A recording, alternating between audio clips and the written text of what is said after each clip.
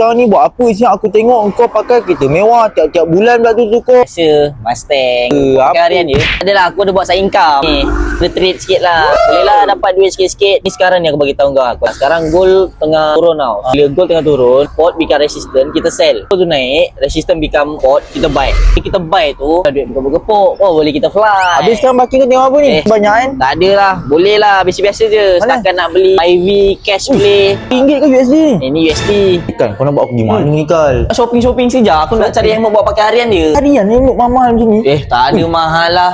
Oh, 400 setakat helmet ni. Beli 3 ke 4 biji. Oh, RM1,500. Bang, ni nak 4 yang size L. Di bawah aku habis RM1,500. Tu baru geli-geli. Pernah dengar pepatah masa tu mas tak? Pernah. Sekarang ni masa aku berharga tau. Setiap saat tu ada nilai. Gold tengah naik ni. So kita buy.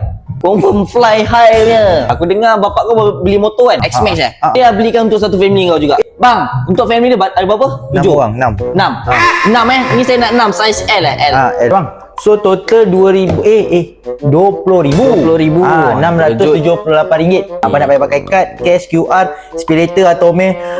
Nampak lah Yum. Tahu 20,000 lebih. Geli-geli ketiak ke? Boleh abang? Saya nak pakai Atome. Atau Meh? Atome.